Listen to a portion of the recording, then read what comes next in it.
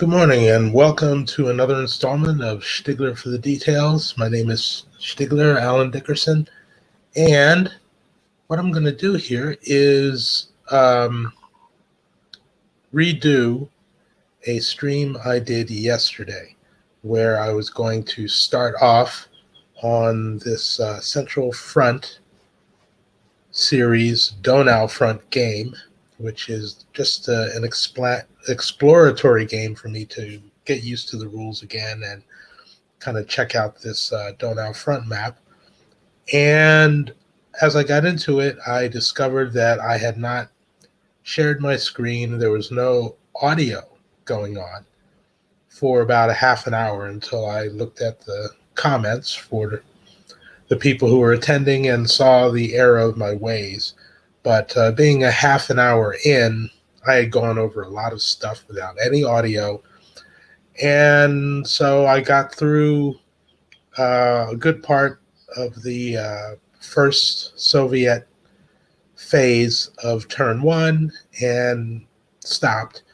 And then I realized, well, now I have an opportunity. I can just kind of go back. I mean, there were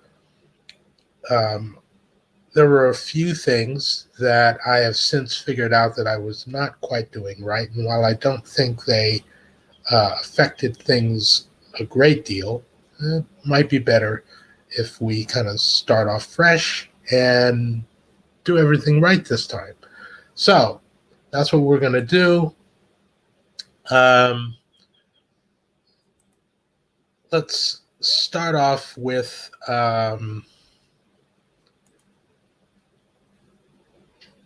the Warsaw Pact setup. Now, as I said, or as I was going to say, this Donau Front map is a little bit different than the other ones in that on the other four maps to the north of here, and let me show you what I'm talking about. Here we have the full 5-map array, and we're down here in the very south. For all of these on Hofgap, 5th Corps, British Army of the Rhine, North German Plain, for all of these maps, the Warsaw Pact player enters on the west edge. And when they enter on the west edge, they have to follow a formation according to Warsaw Pact doctrine. And they have to enter in a column, usually along a road, and that has the effect of kind of telegraphing their attack, limiting it to the lead regiment, and not enabling them to do any encirclements or try to trap some of these armored cavalry units. So it's kind of a little mini detriment. However, here in Donau Front, certain units start set up on the map, and you can basically set them up anywhere within Czechoslovakia. And you can see this dark-colored broken line, which is the Czech West German border. They can basically set up anywhere in this area to start the game and then jump off from there. Also on turn one, there are a ton of reinforcements that, let's see, let me find Donau Front starting here. There are 1, 2, 3, 4, 5, 6, 7, 8 divisions of various types and various nationalities. There are the Central Group of Forces units, which include the engineers, helicopter units, and a nice beefy tank brigade here, and also 2 Guards Airborne divisions that also come in just on turn 1. So these will come on in that column formation, or they can also pop out of these railheads here. There's one railhead here. There's one railhead here. Where else? There's a third railhead. Can't find the third one right now. Hang on. Let me look here. Be thorough. There's one. There's two. And the third one is this road here, which is right at the border, where one division can enter here following that march order. But this enables the Warsaw Pact player to set up these, I believe there are 5 divisions, 1, 2, 3, 4, and other forces like the helicopters and the air mobile units. These are allowed to kind of set up in position to be able to try and encircle these forward line defenses that the Germans have. So that's pretty interesting. All right. Now, as I said before, what we're going to do here is basically try to replicate the Ardennes of the 90s scenario on the Donau front map. So for that, we'll be using the Central Front unified rules, which was the attempt to basically get all 5 games into the original SPI friction point system, knowing, of course, that North German Plain and Donau Front had vastly changed systems when they came out in their respective S&T magazines. And part of that effort in creating the unified rules and scenarios was to change a few orders of battle to bring them a little farther along into the 80s, and also for the Donau Front and North German Plain to actually create the counters in the SPI friction point system style for those maps. So that's what I'm trying to do here, is to play the altered Donau Front scenario using the original friction point system. And that's what we're going to do here. Okay. Now, I've done my setup here for the Warsaw Pact. One thing that I'm not going to do is the NATO units have these anywhere from 4 to 6 of these little home guard battalions that they can stash inside any city hex, and they're supposed to be hidden from view from the Warsaw Pact player, and they're kind of like a little hidden speed bump that the Soviets won't know about until they encounter them, and then they have to reduce them. They're weak units, but again, they'll serve to kind of stop things. I'm just going to not do that because I'm playing this solitaire. You know, I can't unknow what I know, and it's just going to slow things down. So we're just going to assume that that isn't going to be a part of the game. Okay, now before we get started, yes, there is the large matter of victory conditions. One of the things about Donau Front is that there are 4 categories of victory conditions, each of which has a number of levels ranging from strategic victories for both sides, tactical victory levels for both sides, and marginal victory conditions for both sides. And the problem is, both in the original Donau Front with the altered system and in the consolidated rules, no attempt was made to rate or roll up any of those victory conditions into a schedule that will enable you to use all four of the victory conditions as a benchmark, but also to be able to mix them and factor in all four, get a result for all four, and then merge that into one result for the entire game.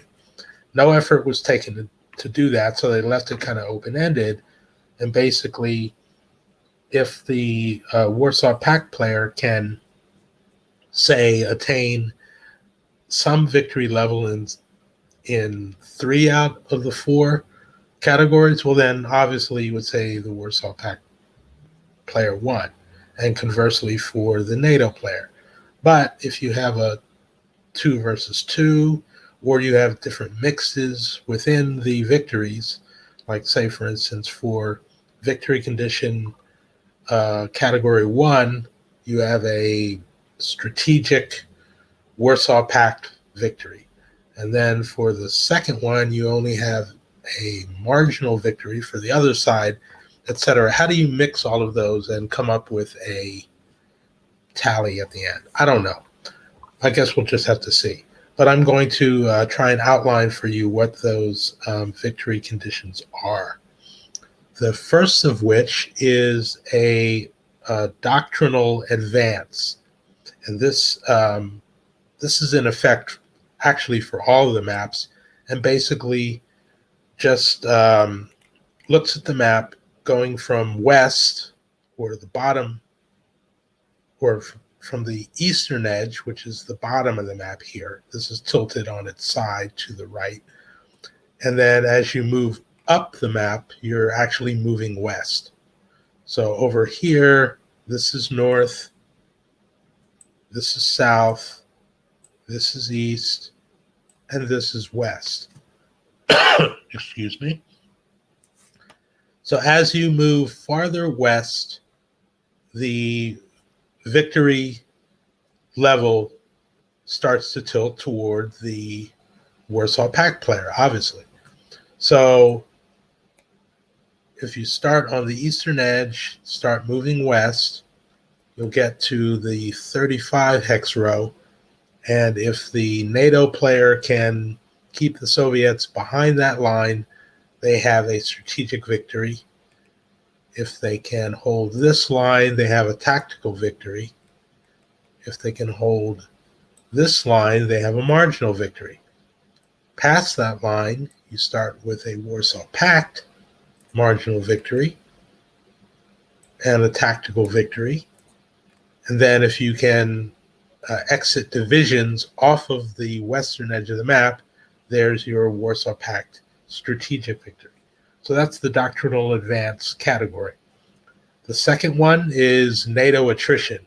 So basically, they made a count of all of the NATO forces on the map, and you total up what's left at the end of the game and determine who won the attritional war. That's the second category. The third category is taking into account that there are 4 more maps to the north of here, and ostensibly what we're doing here could have some kind of effect on that. So what we have here is the ability of the Warsaw Pact to outflank the 7th Corps, which is here on the Hof Gap map. And that is measured by the exiting of divisions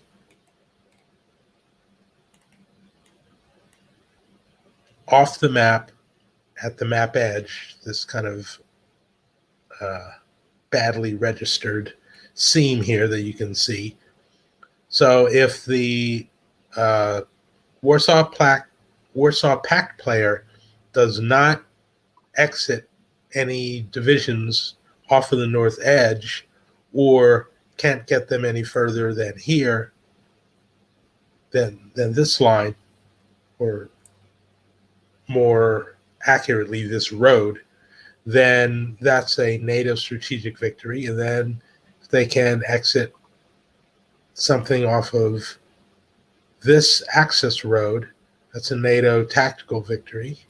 Oh, wait. No. It's the, here we are. If the Warsaw Pact can exit units off the map from this Autobahn, they can get a marginal victory in that regard. They can get a tactical victory if they exit it from this road heading north. And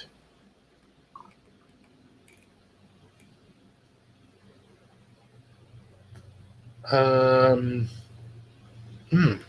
think that's all they've got. Oh, wait. This is a strategic victory here and a marginal victory here.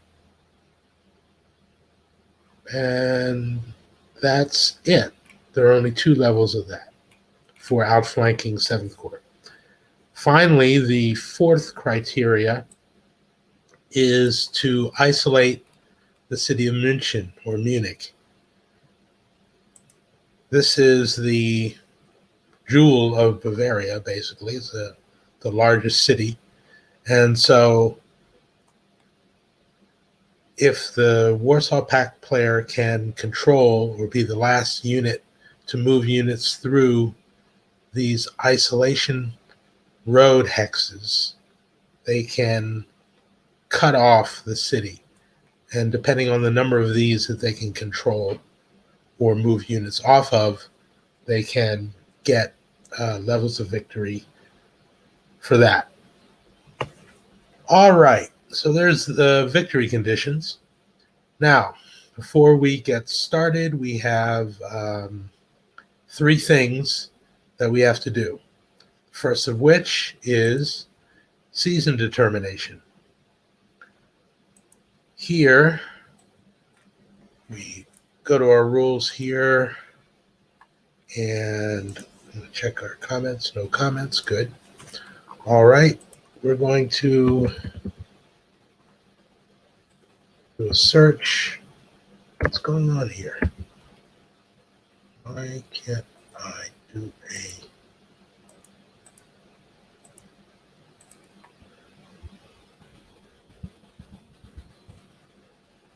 Okay, we'll do a search for season, and here we go. We roll a die. 1, 2, or 3 is a dry season. 4, 5, or 6 is a wet season. If it comes up as a wet season, then all of these high water hexes here, and let me zoom in so you can see. These here are swamp hexes, and they cost 7 operations points to move through. These patterned hexes here are the variable water table hexes. And if it's a wet season, these are determined to be wet. And then if they are wet, I believe they are not as difficult to move through as bogs, but let's see here. Operation point cost. Let's see. Where is that? There was something else. Let's see if there's another one here that kind of says.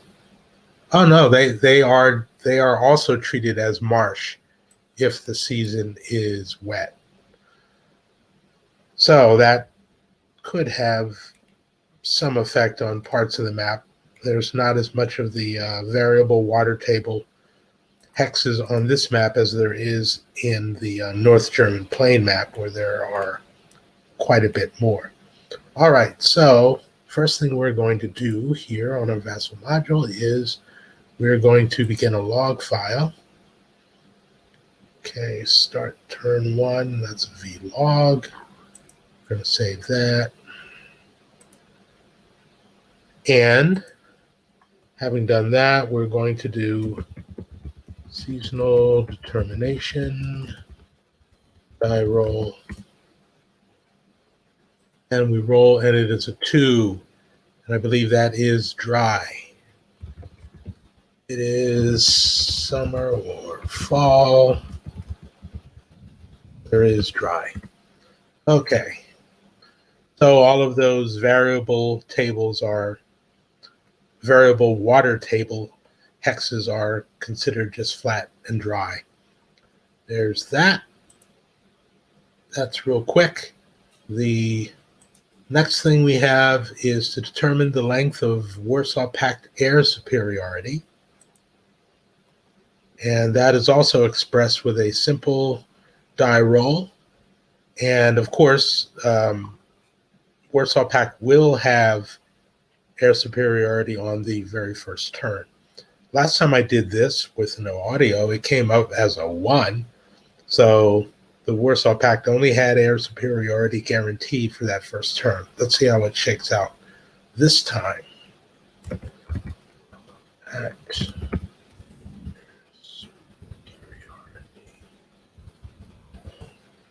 And we get 2. So for 2 turns, the Warsaw Pact will enjoy air superiority, which is twice as good as it was last time, but still not great. Now, the very next thing we have to do before the balloon goes up is the Warsaw Pact preliminary airstrikes.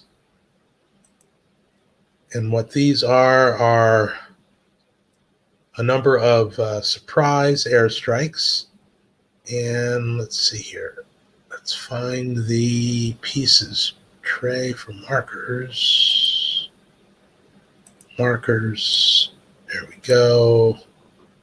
And where are they? There they are. These markers, when placed, denote a target hex and the 6 surrounding hexes. Any unit that is within those, you roll a die for. And for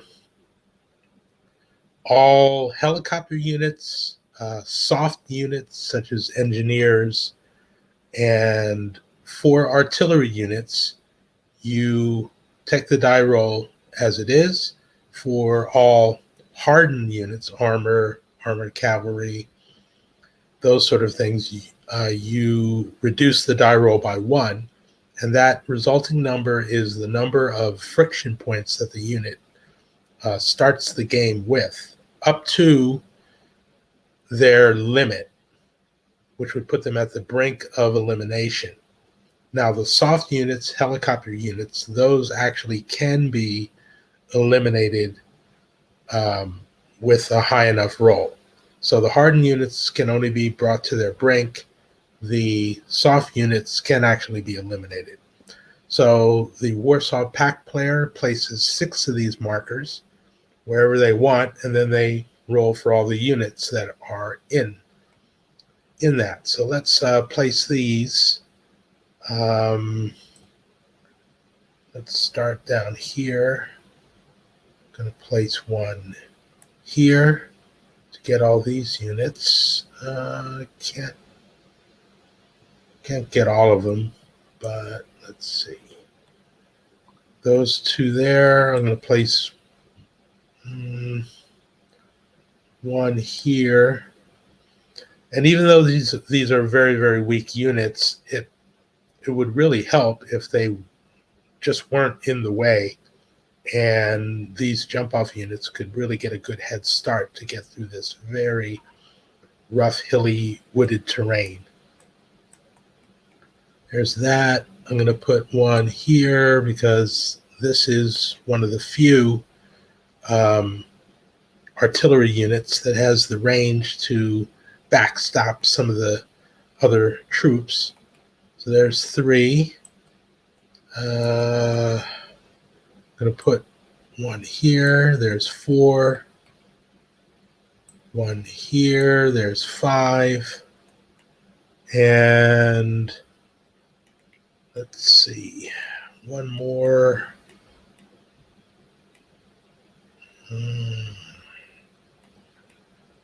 There's no real good concentrations here. Also, when placing these, they can't overlap, so you can't get any double jeopardy. I'm going to place one here on this unit. This has a couple of bridges here over this smaller river, the Reagan River, and there's also one of the few armored units, 2-5. It's a pretty decent unit there, so we'll place one there. Okay, so we've placed them. Now let's see what they do. So we'll start here. I'll zoom in so we can see better what we're doing. And we'll go with this unit here. And we will roll the die. And he gets 4. That 4 friction points is enough to... Oh, wait. He is a hardened unit, so it becomes a 3. That is enough to put him at maximum friction points. 1, 2, and flip.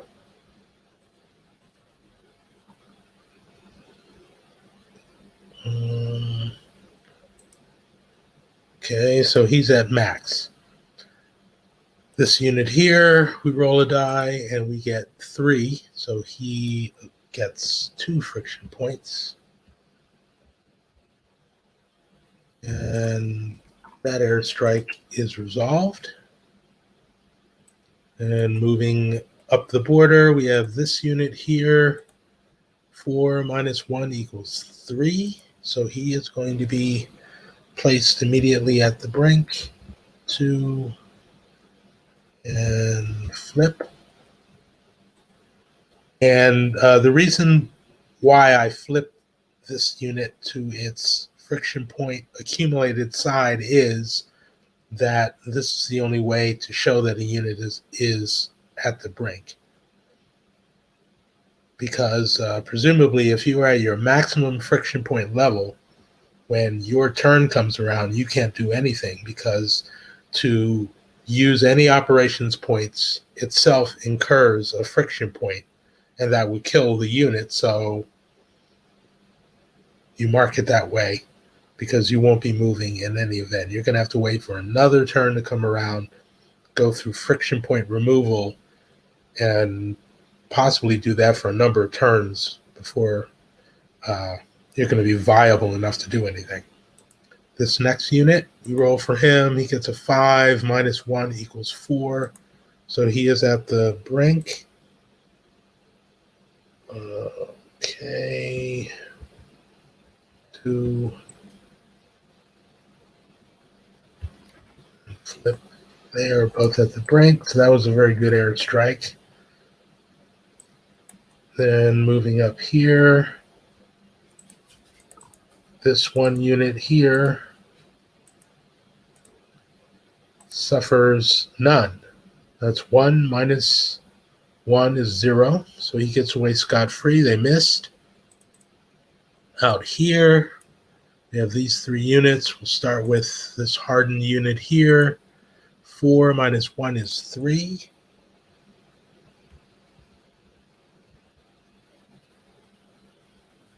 Then we have this artillery unit, and he's eliminated. Wow. Rolled a 6. And, oh, wait. No, he has a hardened unit, so you do reduce it by 1, or don't you? Does artillery mean that you don't reduce it? Let's have a look in the rules and find out for sure. Let's see. Okay, we'll do a search for preliminary.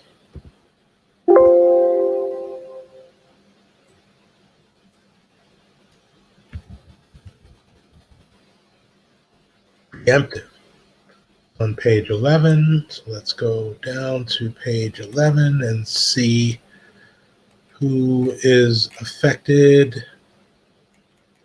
Let's see. Each group. except artillery and helicopters. So that is an artillery unit, so he is eliminated. Okay.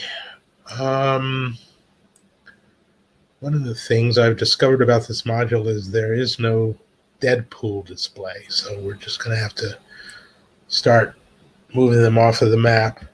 And also, I have added a rotate function. We'll rotate everything on its side, and that way we'll know it's eliminated and not a waiting reinforcement. Okay, so he was eliminated. He took on 3 friction points. There's that one. Moving up this way, we have an airstrike here that affects all 3 of these units. We'll start here with the artillery unit. 4.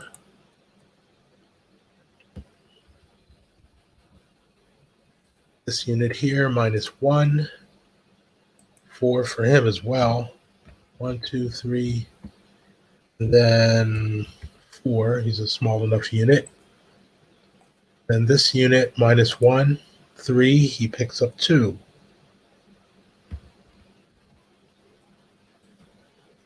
I can tell you these rolls are going much better than the last one that I did. Okay, and then this one got the top unit here, -1, only 1. This unit here, -1. Ooh, he goes to the brink.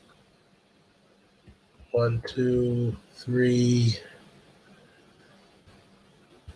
4. This unit here is an artillery unit. 3. This unit here, -1. Gets off scot-free.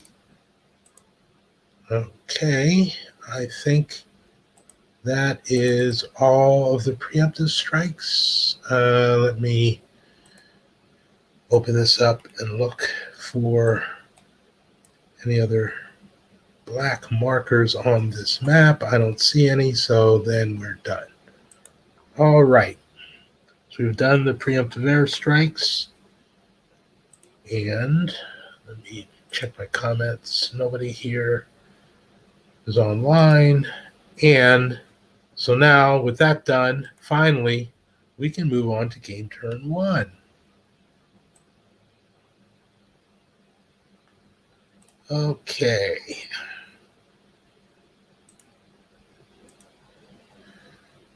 All right, so we begin with, let's get a gander at the sequence of play and make sure we're doing everything right. Okay. All right. Now we are assumed to be in the air power segment to do those die rolls. And also the air superiority length determination for the game. We've done this, so the NATO player do not have a chance to remove any of the friction points that we just placed on them with that attack. Nuclear attack segment, we're going to have the Warsaw Pact player attempt to do this all conventionally, and then if he gets in trouble, he has a huge nuclear arsenal he can unleash. So for right now, we're going to forestall that, and now we go to the Warsaw Pact player phase. And as we can see here, we're all set up to go, and also we have a ton of reinforcements. Also, we want to set up the 2 turns of air supremacy remaining for the Warsaw Pact. We want to give them 12 air points, which is what they get when they have air superiority.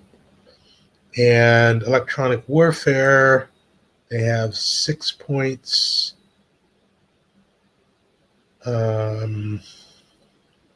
Whoops. Yeah, this is Donau Front. Electronic warfare, phase 1, and then phase 2 and above, they have 6. There. We have that all set up, and now we are ready to go. The first thing I'm going to do, however, is deal with some reinforcements. And as I did last time, I'm going to introduce a airborne division here in this open terrain with a mine towards cutting off this or keeping NATO units from advancing into this area. And then maybe we can get a foothold over the Donau.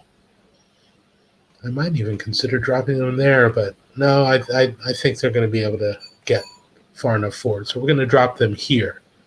So let's see.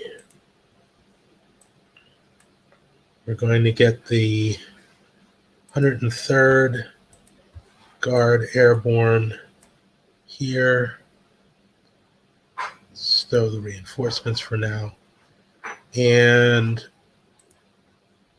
let's start dropping them. Let's see, we'll go. We don't want to drop them on a town hex with these little red dots because that adds 1 to the die roll where we determine how many friction points they accumulate just by landing. Okay, so we're going to put 1 there, 1 there, 1 here in the middle. I have 1 here, 1 here, 1 here, 1 here, 1 here outside of town.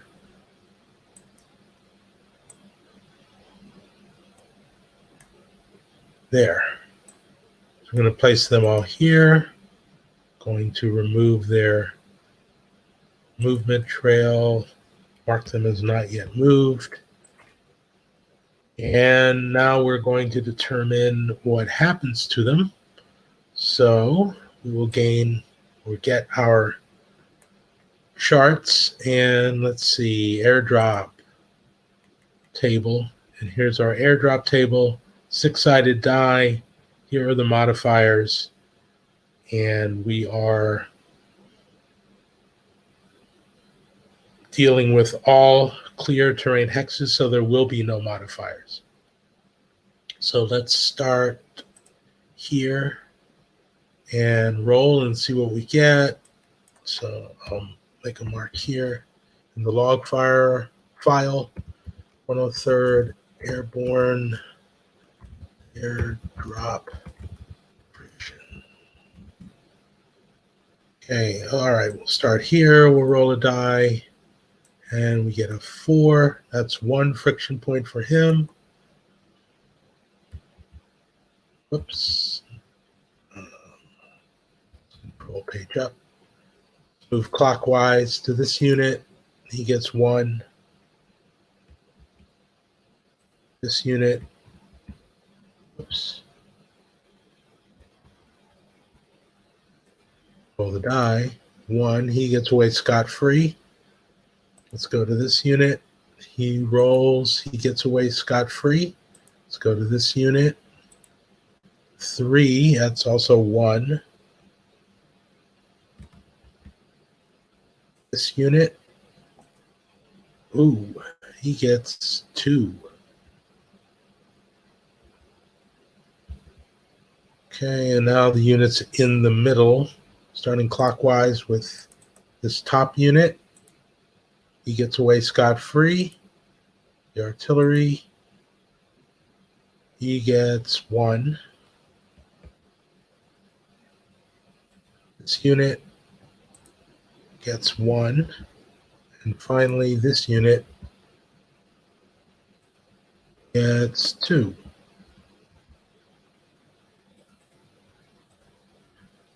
And of course, each of those units, once I get to them and start moving them, are going to gain an additional friction point just for expending any operations points. They will be limited to 6 on the turn that they drop. Okay, let's start down here. And before we get going, I also want to explain a few things about the West German units, all of them, but in particular these screening units. There is doctrine in the West German Heer that states that they have to basically fight as far forward and be as tenacious as possible, seeing as they are defending their own homeland. So when West German units take friction points in combat, they cannot offset any of those friction points with retreats until they are within 2 friction points of elimination. So this is in contrast to American units that form the armor cavalry screen on most of the rest of the maps. They can soak up 1 friction point, which is always mandatory whenever there's combat. If you're given 1 friction point in the result, you have to soak up at least 1. After that, you can offset them with 1 hex retreats up to the limits of whatever the result is. So the American armor cavalry can take 1 friction point, and if they say absorb a 4 result, retreat 3. And that, coupled with the fact that early on the Warsaw Pact units are traveling in those columns, they're free to retreat wherever they want, and so they can just kind of skedaddle and stay in the way. The West German units are going to absorb at least 2 friction points before they can start to move. Also, with these preemptive airstrikes, there are a couple of them that as soon as they take 1 friction point, they're going to be eliminated. So it doesn't look good for right here, moving through this gap. The 15th Guard tank here is probably going to have a field day moving through here. Okay, so let's see, where are we going to start? We've got another couple of weak units in here. So let's start farthest south that we can. And go here. Let's see. Can we cut off this unit and stop it from moving?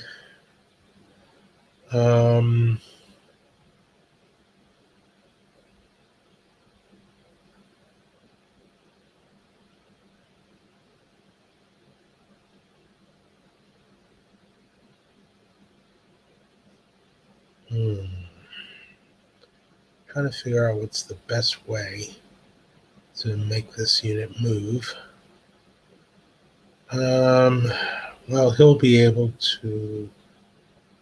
Let's see.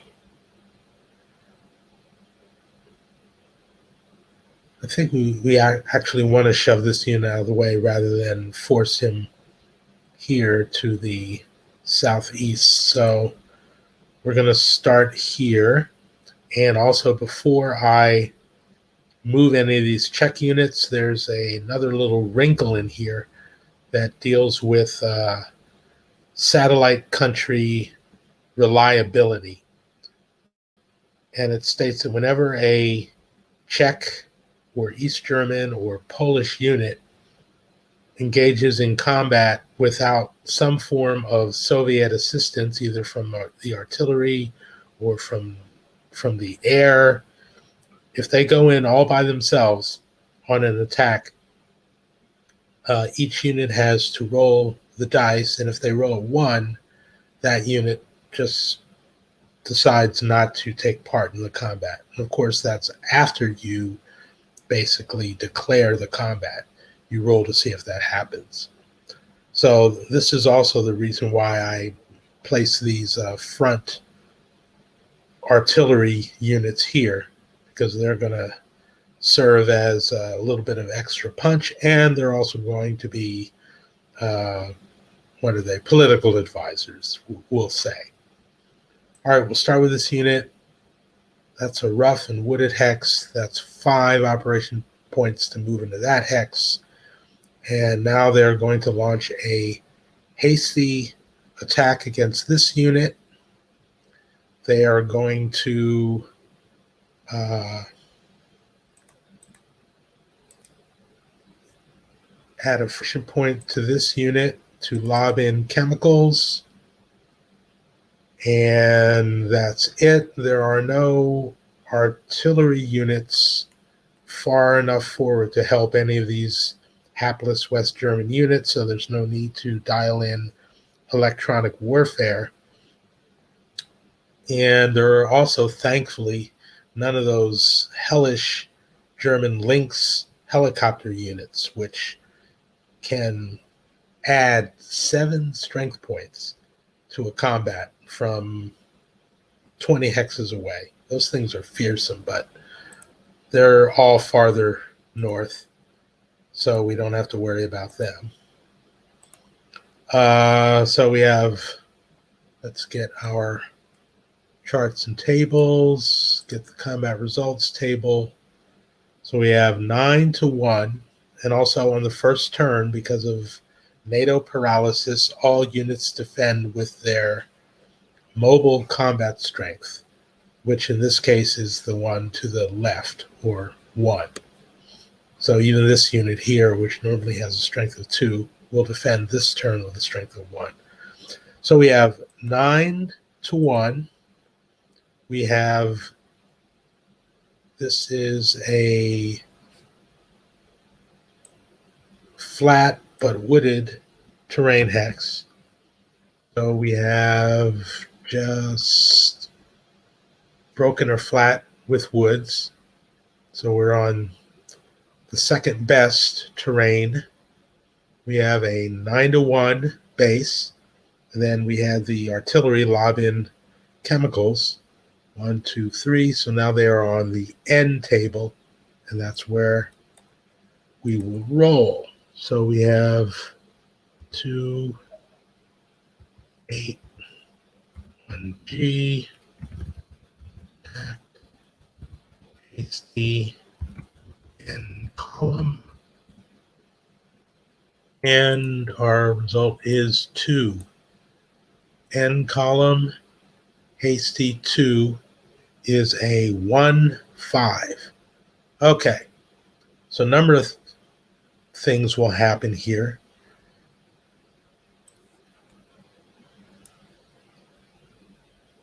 There's another rule that states that all losses to the Czech units are doubled. That's another part of the unreliability and quality issue with these troops.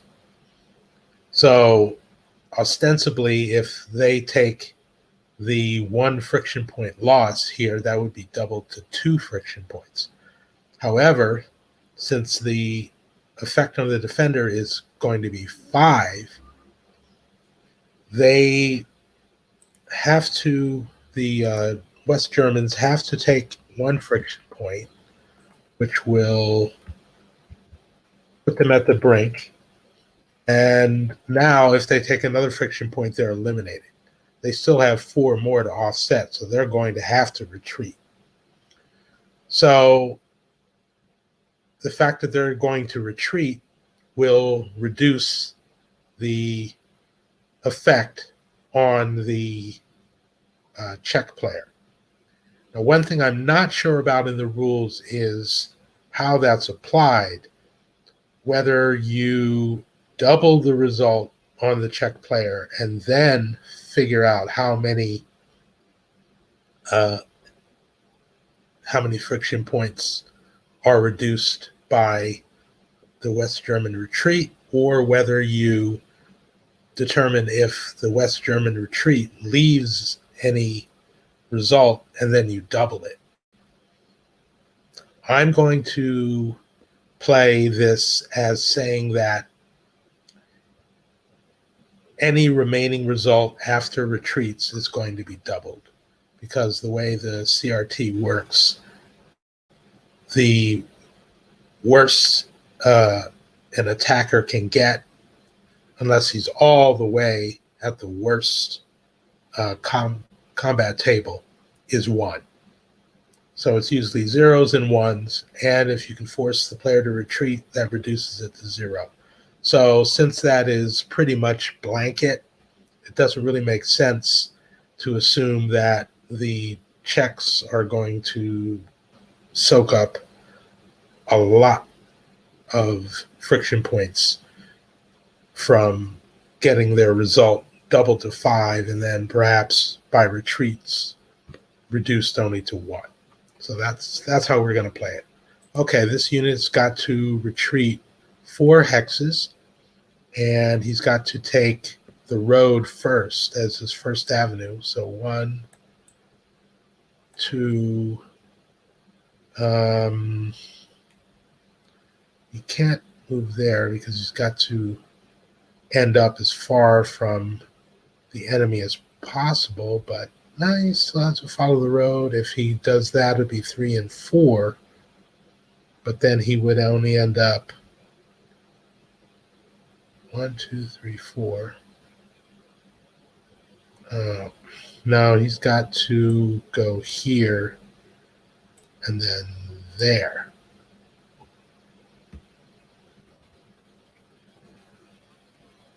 Okay, so then this check unit has to follow up on the advance, and that brings him there.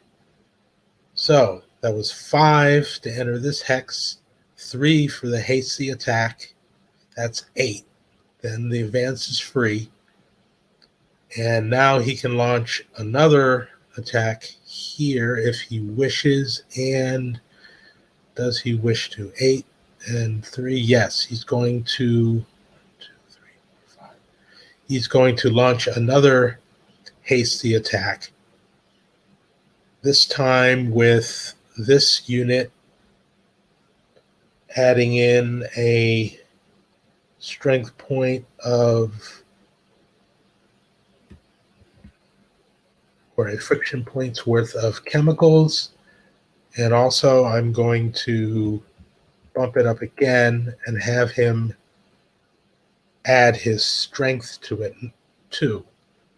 So his strength is 4 within 5 hexes. 1, 2, 3, 4. He's within range. So now we're up to 13 to 1 on this unit. However, we can see in the city, that's the maximum column. Okay, so 13 to 1. That's the L column. And back on 3, 8, 1G, hasty L column. Right. Let's see here. Column shifts. City. Let's see, multi-hex, fog, smoke, town, across the river, chemicals. Okay, and as we see, we have 3 column shifts in turns 1 through 4 for using chemicals. And, actually, 13, actually, he doesn't need to do that. So he doesn't need to use chemicals. So I'm going to reduce that and just have him put in his strength. So that's 13 to 1 on the L table, city, L table right here, and we roll the die, and we get a 2, and this 2L is 0, 4. That's a good result. Okay, so this unit was actually at the brink because of the preemptive strike. He's got to take at least 1, so he is eliminated. And he leaves 3 unresolved friction points, or unabsorbed friction points,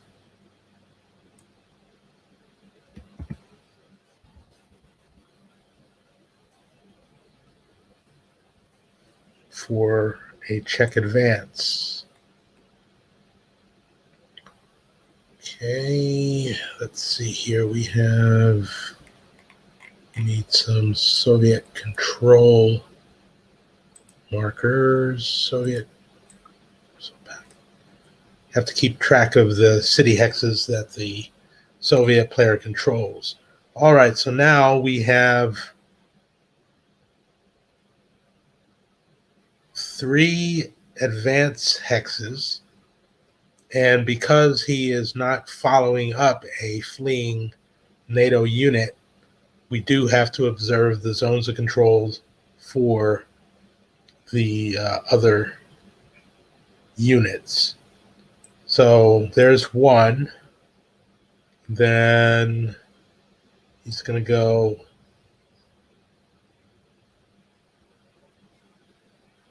there for 2 and have to stop because of the presence of this unit. Okay, so 5. Then an attack with 3 operations points is 8. And then 3 more for the second attack is 11. So he's done. Flip him over to his friction point side. And next unit, let's see here. All right, let's go with this unit, 5. Now we're going to use the access road, 6, 7,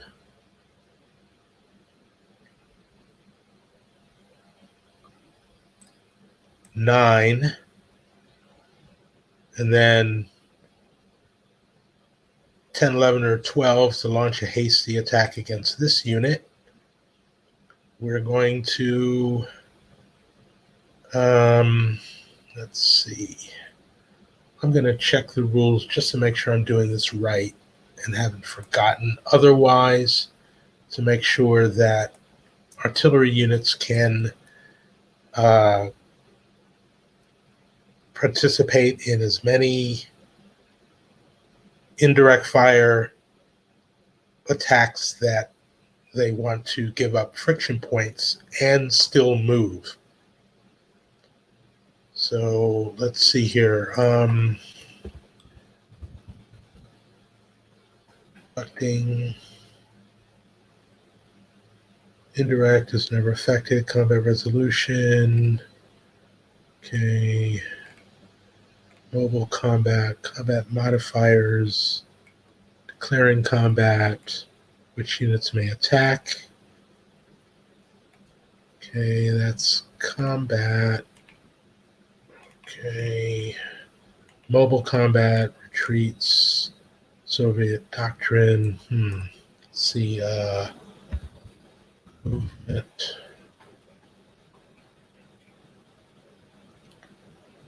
Okay, after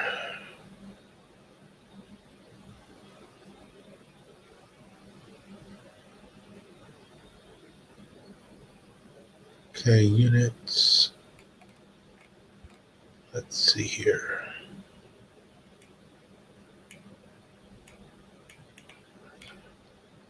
Okay, after any type of attack is resolved, the FP levels of all involved attacking and defending artillery units are increased by 1 regardless of the outcome of the combat. Okay. Movement, health, FPs.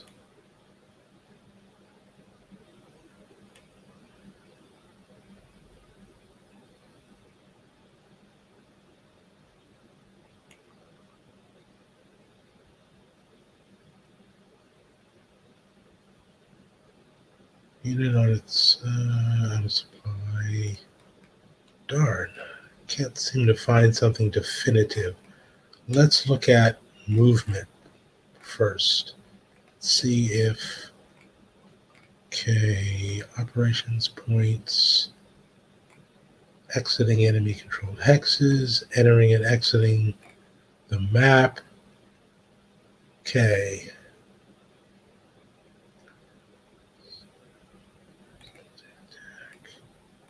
How to move units. All movement and combat conducted by a particular unit must be completed before beginning the movement of another unit, except for 514. Okay, and that's a multi-hex attack. So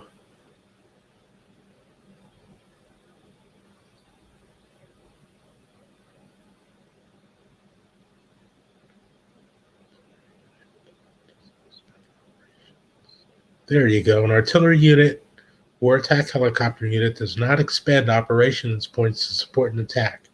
It gains a friction point every time it does so, but does not gain a friction point for being moved unless it actually moves.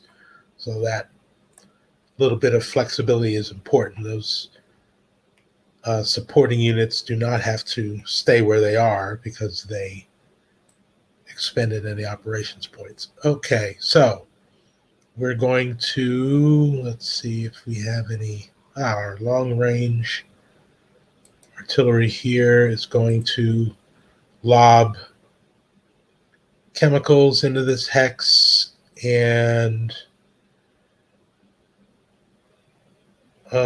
also he's going to use his strength there. So now we have 12-1 against this unit. He is in rough, broken terrain, and 12-1 and a 3-column shift, if that helps any. 12-1, broken, flat woods. Nope, it's rough. 12-1, and then for the chemicals, he goes all the way to the N column. Okay, so back on 4/8/1G hasty N column. And the result is 6. Hasty N column 0-3 is the result. And of course, we did not have to roll for reliability because here we have a Soviet unit, making sure everything stays on the up and up. Okay, so this unit is a company. So he has 4 total steps before he's eliminated. So according to West German doctrine, he has to soak up at least 2 before he can retreat. So he will do that.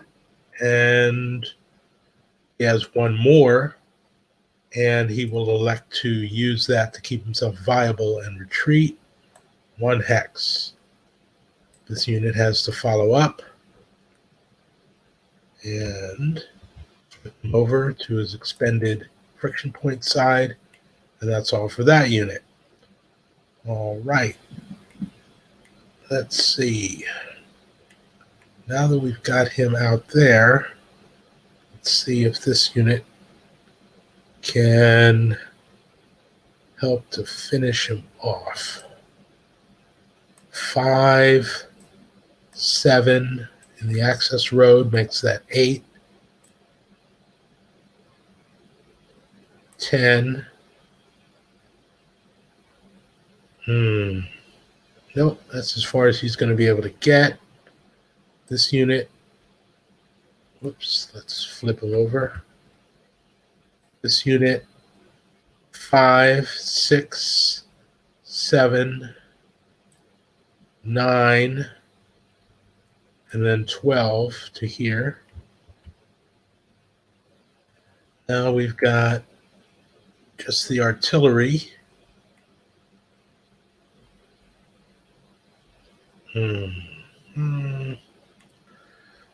Okay, I have to remember.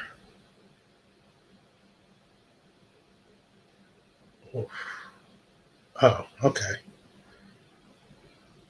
I'm going to leave some room so that a reinforcement division can use this road to get around this rough terrain there. So I'm going to try and keep everyone in this area rather than clogging that road.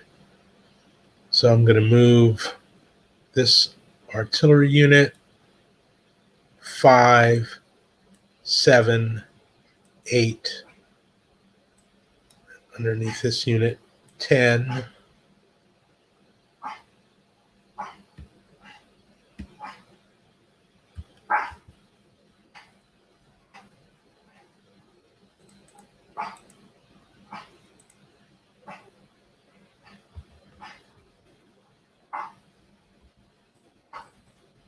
And this long range unit, I think he's going to stay there.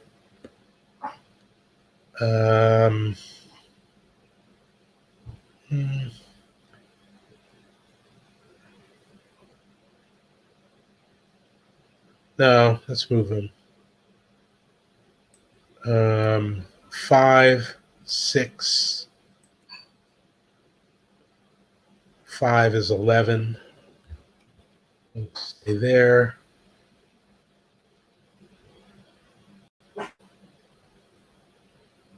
Okay. These units will, let's see here, 2, 7, 8.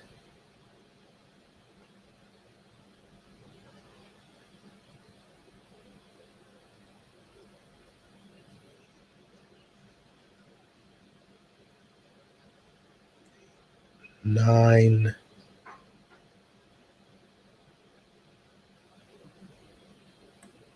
9. Okay, and then this unit here. Oh, he's hiding the other railhead that I couldn't find earlier. Let's get him to go take a circuitous route here. +2 for the woods. 3, 6, 9, and then that's as far as he's going to be able to get. Okay, great. So we've got that going.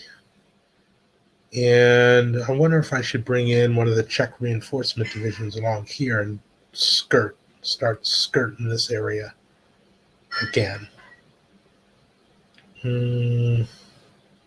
Yeah, why not? Okay, let's go to the Soviet reinforcements. Got the 4th Army. Ooh, wow, we've got helicopter units. Great.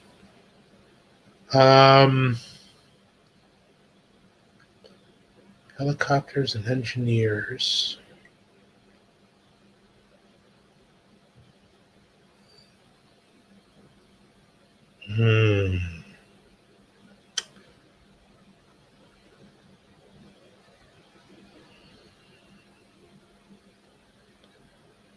Let's see.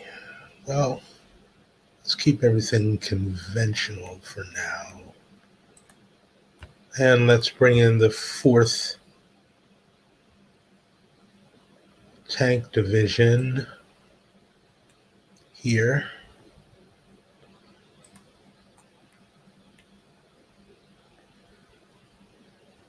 And I believe they have to follow doctrine. So let's look at the march orders. Let's see, 2 columns. And this one has 2 armored units, and okay. So I'll be able to use this order. So basically,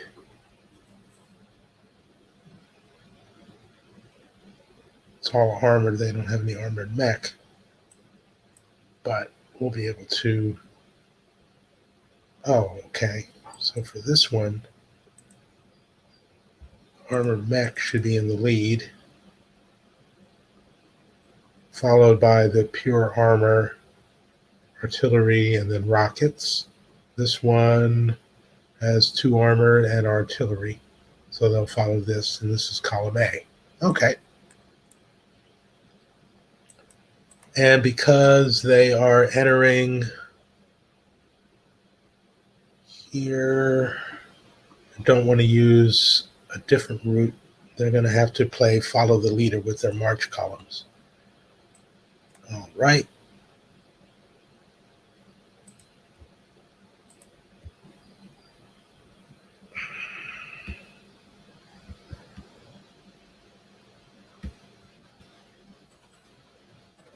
Okay, so following the road, 1, 2, 3, 4, 6. They have to pay the city cost. 6. Then we just have a rough broken hex. I'm not exactly sure how many operations points that costs. That's just 3. 6, so that'll be 9. And then he will launch a hasty attack against this unit. And let's see if he has any support that he can use. Well, these other units are not on the map yet, so we're going to test the check reliability here. Roll the die.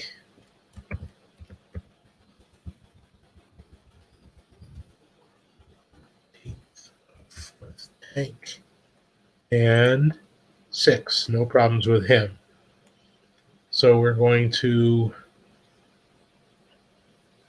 launch a 8-to-1 attack in the rough, and let's see what we got here. Broken 8-to-1. Here we go. He's got to soak up at least 1, and he's at the brink. We're going to risk it here. So that's the J table. Back on 2, 8, 1G. Hasty attack J column. And we get a 2. J column hasty is 0-2. Perfect result.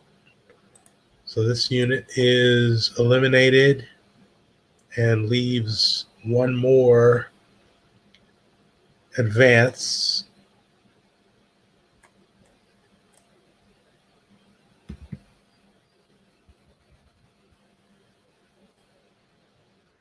X for the check unit. Let's see, where is he going to advance to? There.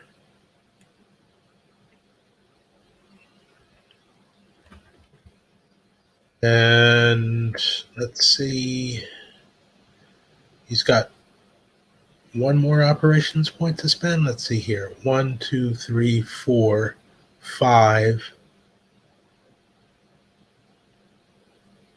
8. 3 to launch the attack is 11. And so, yes, he does have 1 more point. We'll move him there.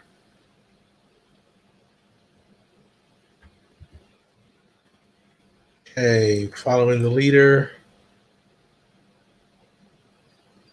2, 3, 4, 5, 6, 9, 10, 11. Okay, then the artillery unit can move up with it, and the second column can fill in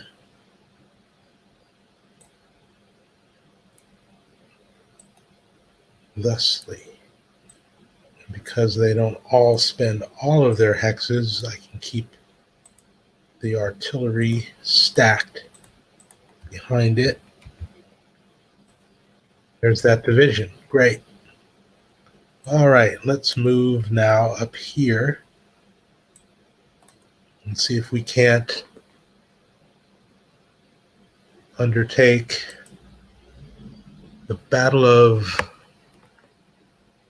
Zweitzel. Can't quite read that, but here we go. We have the, let's zoom in. Check my comments. Nope, nobody here. Good. All right. We have these two units here on the brink, so all they should need is a quick shove, and they will be out of the way. I should be able to do this even without air points, with any luck. And here at Reagan, we've got a substantial unit. He's going to be the first stopping point. So let's blast through that and see if we can't isolate him. Unfortunately, there's no way through this really, really rough terrain. These are 5 operations points per hex. So we're not going to be able to surround this unit, at least not anytime soon, but at least we can get rid of these little roadblocks and see how far we get. All right.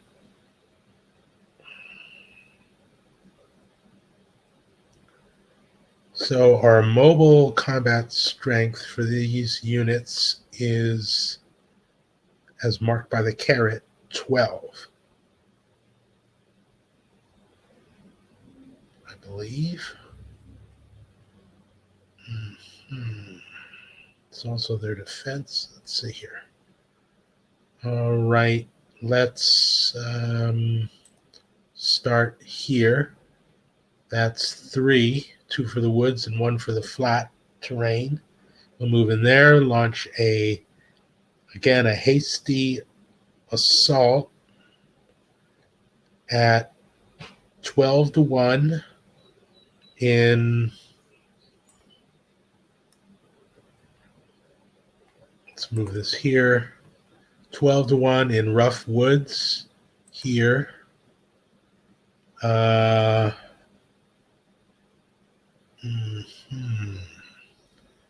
Hasty. There's one adverse result on either of these columns.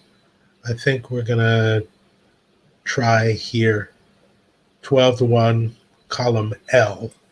Take our chances with that. Okay.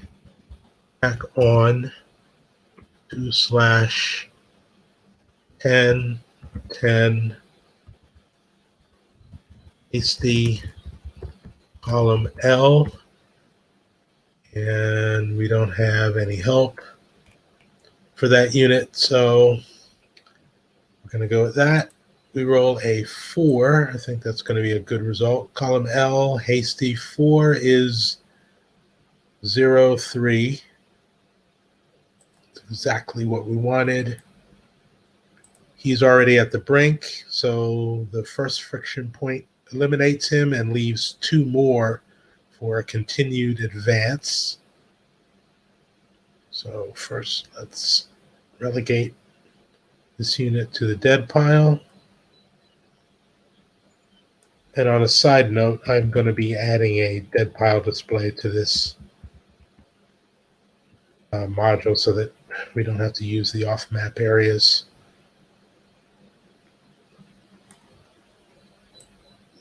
Okay.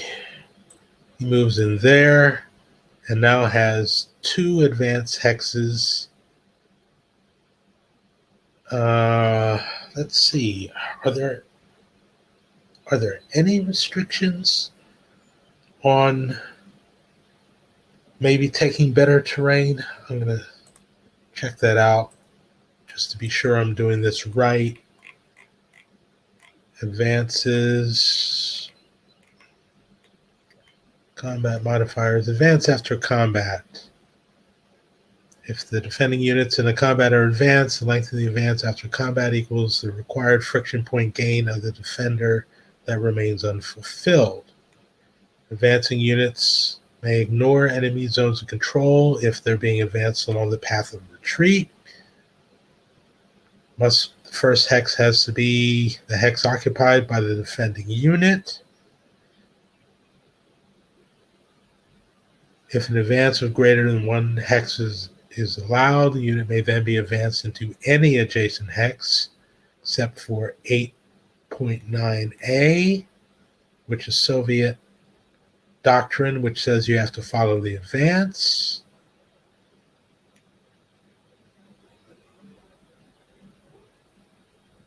Okay, only artilleries that are in the hex and conducting direct fire can advance after combat. Great. Okay, so there are no restrictions saying that they have to take the best or least path of resistance. So he has 2 hexes that he can advance in any direction as long as he does not enter a zone of control. So I think he will go 1 and then 2, taking over this city. And how many was that? That was 3 to enter this hex, 3 to conduct the attack. And now he ends up here. So 6. He still has 6 operations points remaining. And now he can use that maybe to get into position to surround this unit. So he's at 6, 9, 10, and he'll stop there without attacking. Okay. Now the next unit is going to take the access to get to the railhead. That's 1. It's going to follow the road. 2, 3, 4, 5. And now he's going to launch a hasty attack against Zweifel here. He's going to... They're out of range. The rockets can... Now I think I'm going to use a air point to huck in the gas, and that will get me to the maximum column against a city, which is L column. Let's see. Attack on 3, 10, 10 in rifle, 1 air point for chemicals. And so that puts me on the L column. Hasty attack. And the result is a 1. I think that's the worst thing that could happen, or is it? No, hasty 1. L column is 0, 4. That's very good. And so he was at the brink. He is eliminated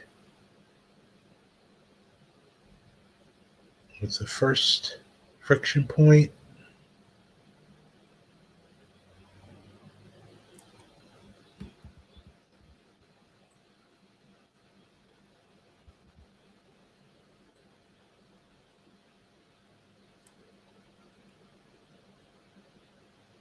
Whoops. There we go. Soviet control. There's the advance. And he still has 3 more that he can advance. And he's going to use that to surround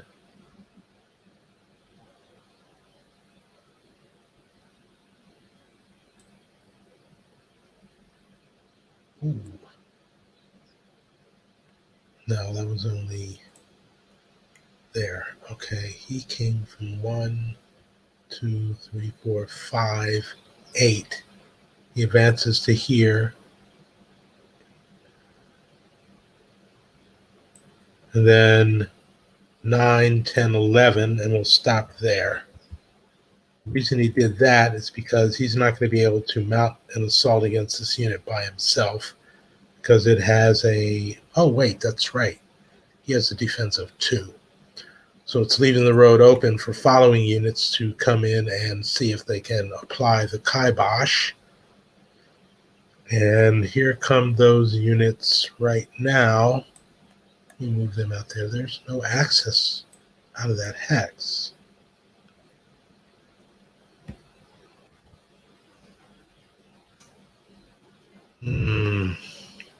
He's also going to be moving out of range. Oof. I think the best thing we can do here is set up for a multi-hex attack next turn. There's no sense in assaulting a city by yourself. Wait a minute. 12-2 would be 6-1 in a city, and as we can see, that is not a good table. So let's then set up. So we got 5 there. Now we're on the road. 6, 7, 8, 9, 10, 11.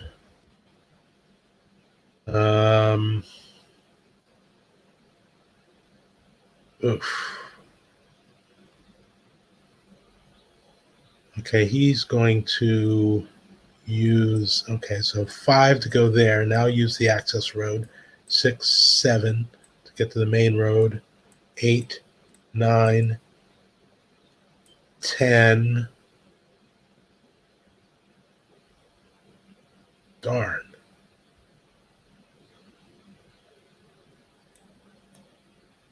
12.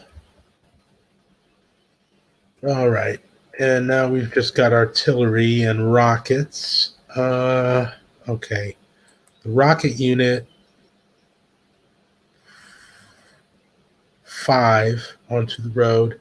6, 7, 8,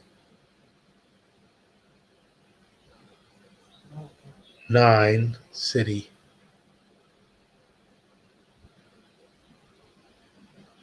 10, 11.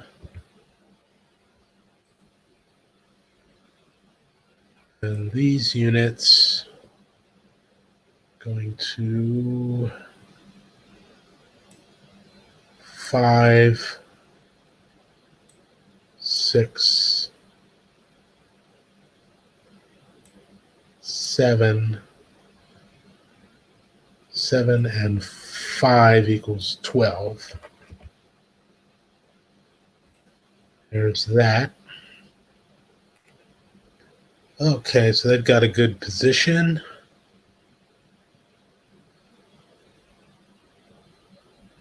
Okay, one thing I did forget, however, was to cut off this unit. So we're going to have to just shove them out of the way.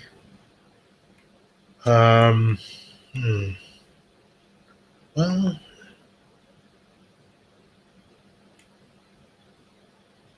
got a railhead and we got more reinforcements that can come along here and hit him. We want to cut him off as much as possible. Okay, so we're going to use the 53 guards.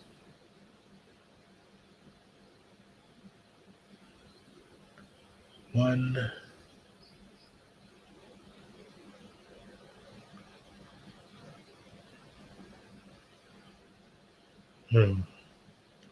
Got 53 guards units here to surround this unit from that side. I should be able to get to that hex, but I would rather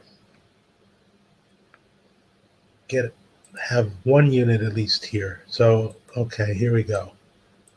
1 across the border, and 2 along the access road.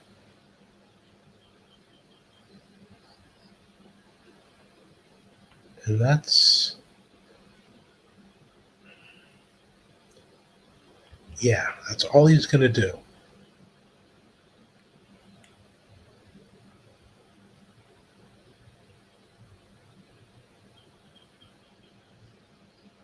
Going to let a reinforcement column go here and use that access road to hit him there and also surround him there. But they have to follow doctrine. No, that should still work out. Okay. Can't get any of these asset units and engineers into position there. I don't want to move them there anyway. All right, let's deal with this unit here in Firth am Wald. So across the border, 3, 5. Wait.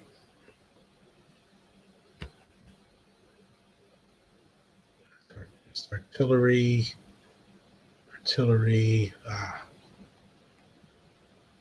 This unit here, guarding the artillery, these are rockets. Your pinning unit, you want your pinning unit to be weak because he's not going to be able to lower the boom, so to speak. It could be an artillery unit.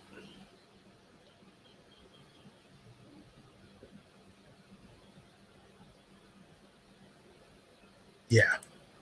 Move this artillery unit 5, 10 to do the pinning.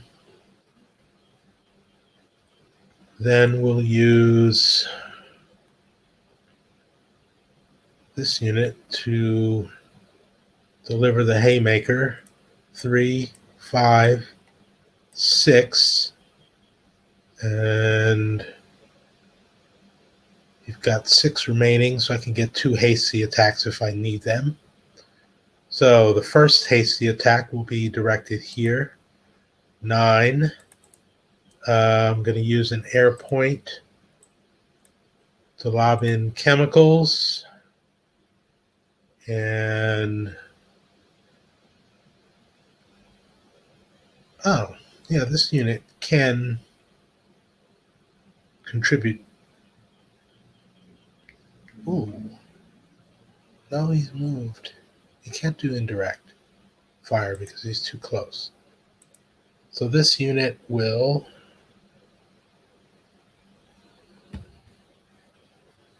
lob in its strength.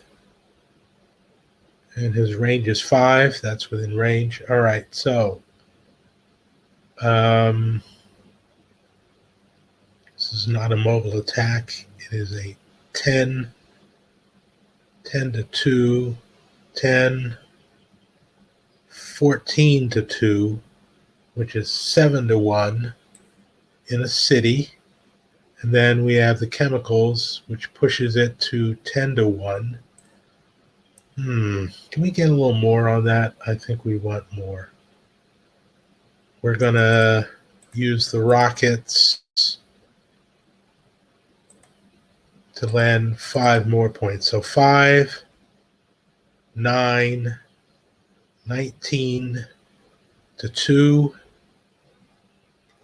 That's 9 to 1, and then 9 to 1, and then 3 for chemicals. 1, 2, 3. That puts us on the K table. That will do it.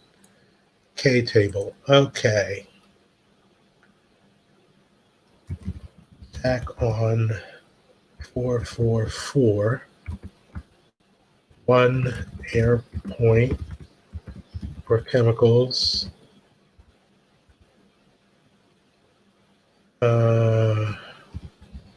2 supporting artillery, which leaves us on, let's count that up again, 10, 15, 19 to 2, 19 to 2, 18, 9 to 1, and 3 for chemicals, K table, K column, hasty attack, and what do we get? 2, K column, hasty attack is a 0-3. He has nowhere to retreat to, and he's got to soak up all 3. 1, 2, 3. And now going to have to do it all over again to finish him off with this unit. So more chemicals, or yeah, we'll have him lob in chemicals for 3 columns, but not strength. Have him add strength.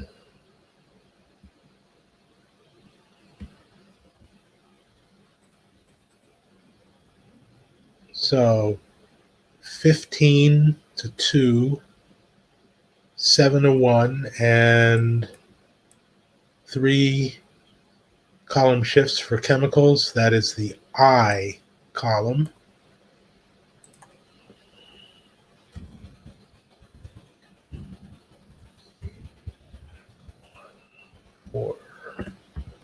Four, I column.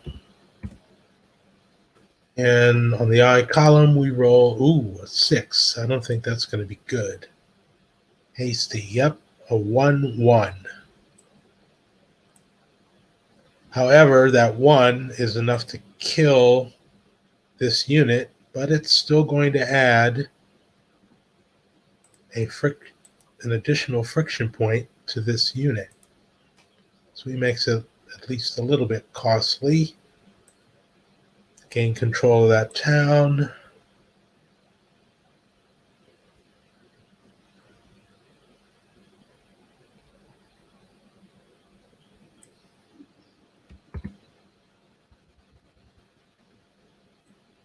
And he can advance into that hex if he chooses, but will choose not to advance because that'll create a roadblock for units that can now exploit this railhead and move up to Cham. Okay. All right. So we still have some more 53rd Guards. And we'll use this unit to pin the unit at Waldmünchen. And now we will move at least the armored unit. That's 5, 6, access road, 7, 8, 9, 10.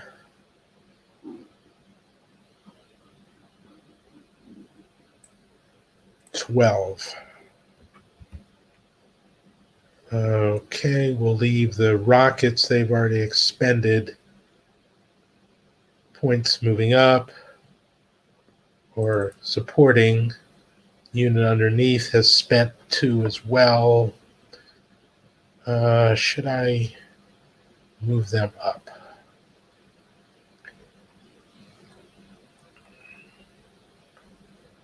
Yeah. Nah, I want to get those points back next turn. No, let's move them up. 3, 5. The third friction point, this unit we can't stack with any other units, so 3, 6, 7, 8.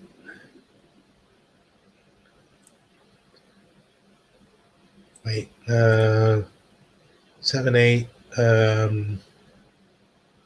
9, 10, 11 to there.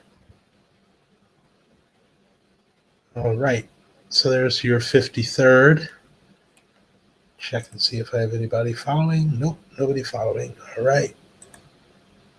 So there's your 53rd guards here. Let's see now about the 15th Czech division.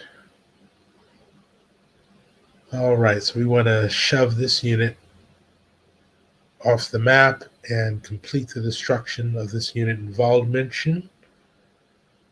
So let's see. 5, 7, 12.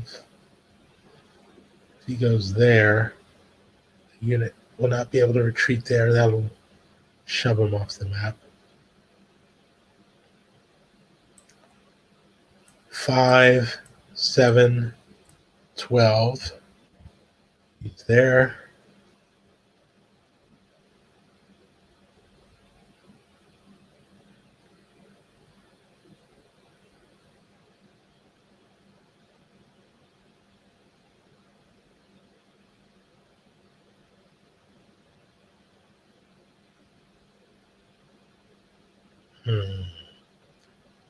How best to use this weaker unit? Oh boy.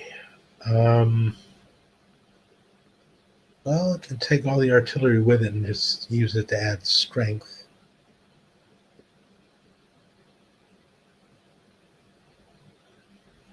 And we can use the rockets to pump in the chemicals.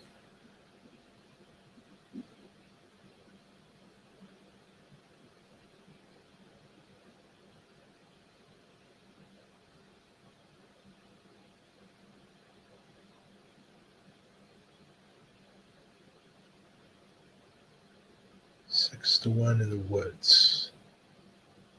Broken flat woods, 6 to 1 is on the H. Okay.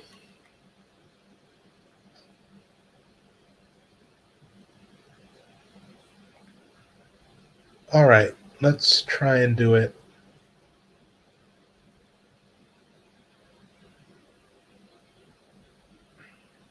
2, 4, 5 is 9, 12. I'm only going to get that one attack, or you could go 3, 6. Yeah, let's try that. 3, 4 using the access road. And now launch a hasty attack with, we're going to add in another air point to make sure that we don't have any reliability issues, and that will lob in gas for 3 column shifts. So 9 to 1.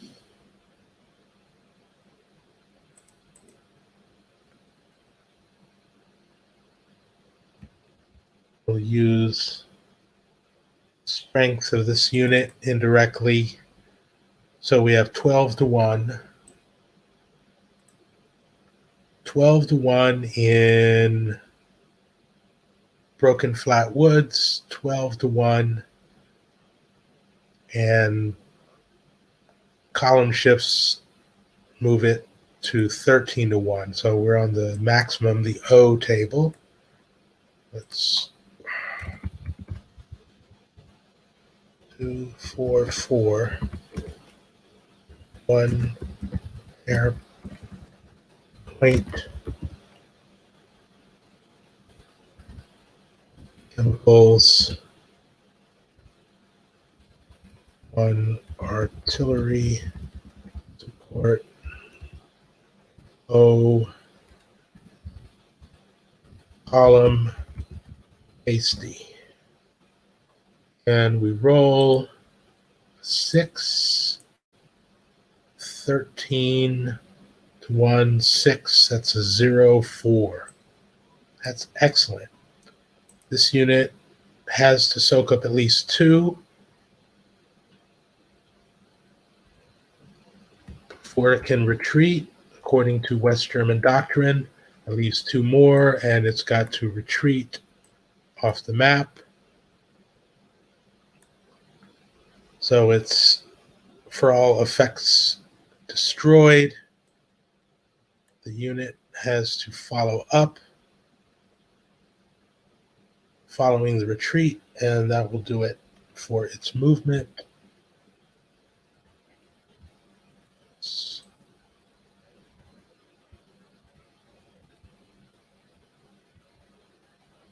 That's it. So let's see. He moved 3, 6, 9, 3, 4. That's right. He started here. 3, access road 4, launched the attack. 7, here's the advance. Now we have 8, 7, 7, 10, 11, 12 along the access road to get there. Okay. Now, let's see. 3,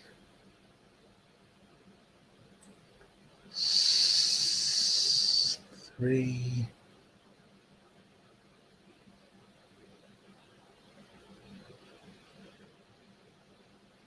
4, following the access road.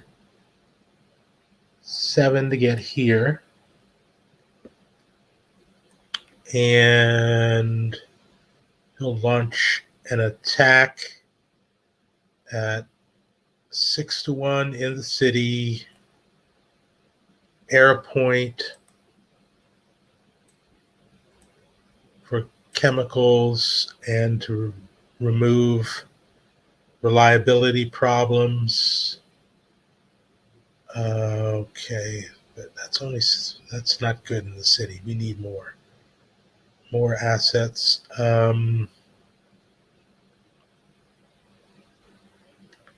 6 to 1. We need chemicals, or we need the airport gives us chemicals. Let's see where we are. We're at 6 to 1 now, and that's definitely not enough. We've got lots of columns we can gain here. So let's load up on them. We've got the air point giving us 3. Now we just need more strength. So the best way to do that would be your best possible artillery unit, which would be the rockets. They can add in 4. So we will. Okay, so 6 plus 4 is 10. Get some.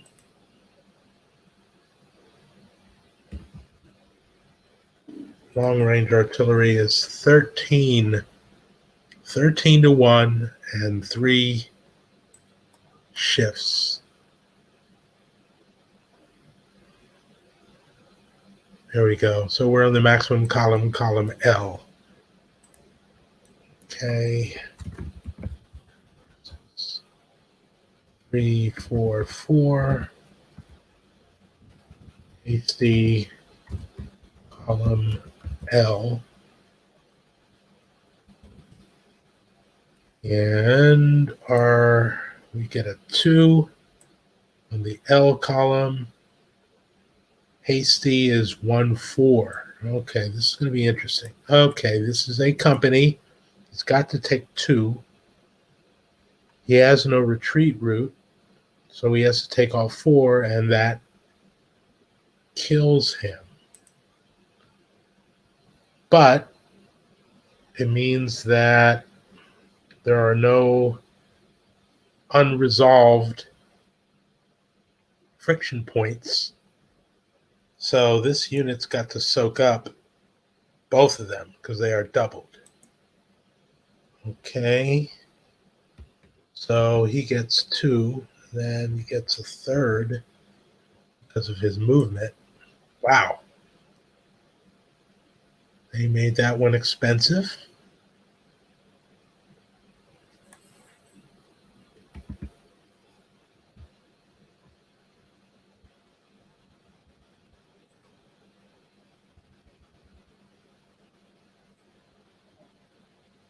But we have got control of it, and he moves in there. And let's see, he started off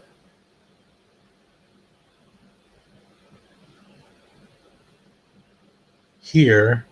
So that was 3, 6. The hasty makes 9.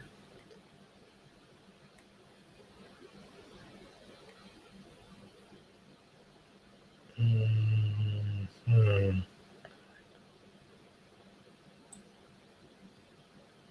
11.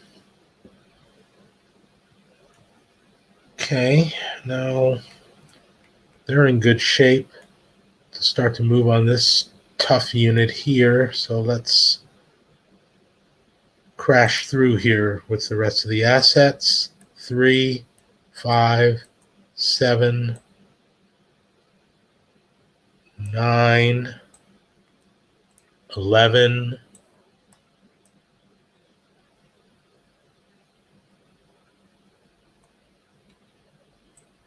Access road 12. And the rest are all artillery support and the engineers. Okay, engineers. Any bridged? Yeah, we're going to be heading there eventually. So, but the engineers are not going to be needed for a little while longer. Still, we can start moving them. 1, 2, 5, 7, 9. Don't want to move them on the road. 12. And then these units, artillery, definitely want them in the mix. 3, 4 on the access road, 5 on the access road, 8, 10, 12, 3, 4, 7,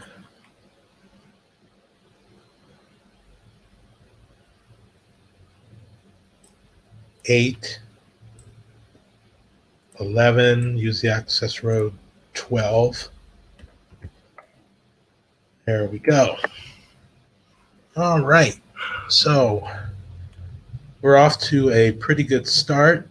We have more reinforcements to bring up on this railhead to go up this road and start the attack on the city of Sham.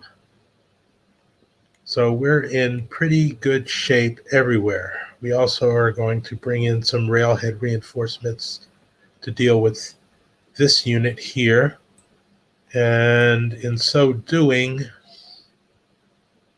we're not going to have a lot of units that are going to be potentially in our way when the NATO player gets to finally move.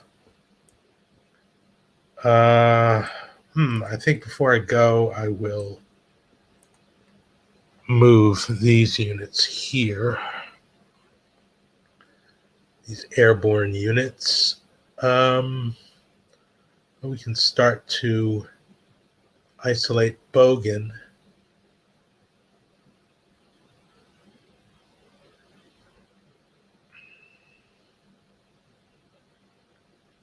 Okay. Yeah, we'll move him there.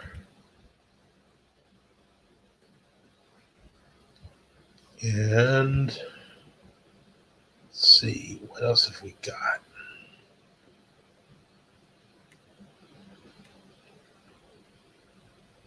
Yeah.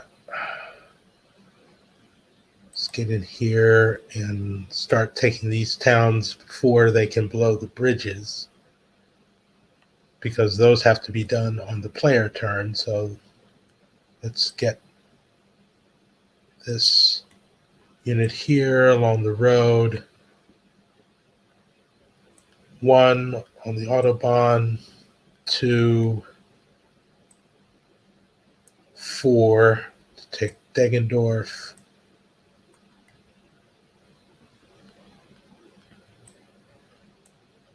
Move beyond it. Take another unit to spread out to here.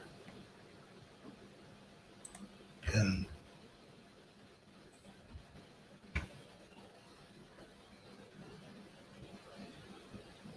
ooh, that's going to put him at the brink. Let's not do that.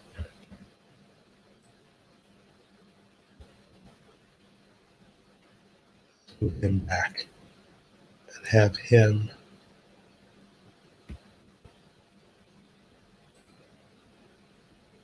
just stay there.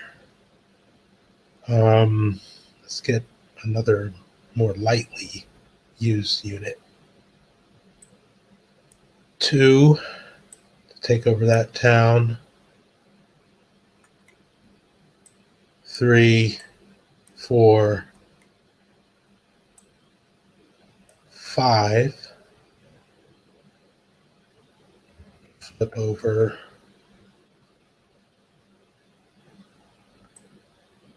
1.5, 2.5, 3.5 along the road. 4.5. Oh, wait. I keep moving that unit and I don't mean to. These units that haven't suffered. 1,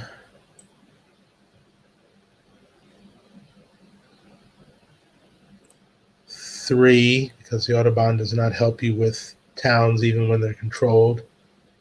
4, 6, 8, 9, 11.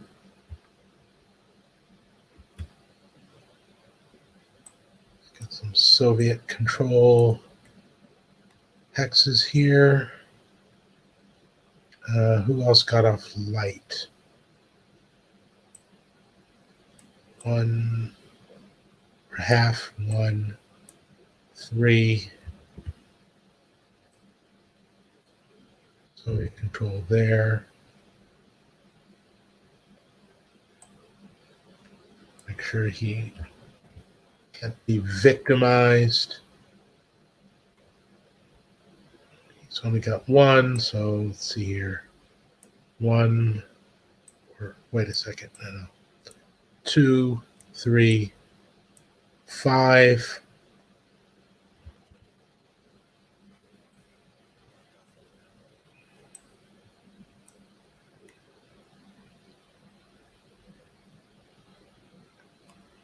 And 1, 2, 4, 6, 8. Back there.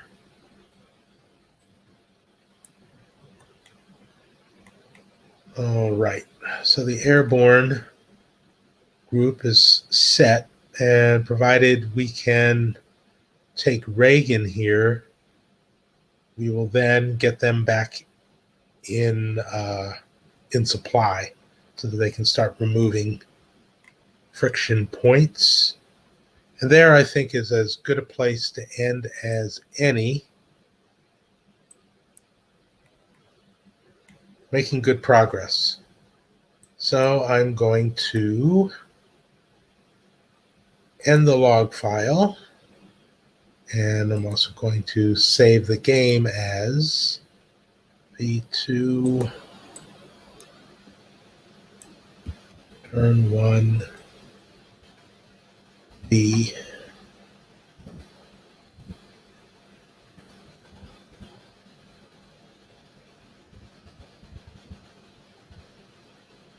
Here.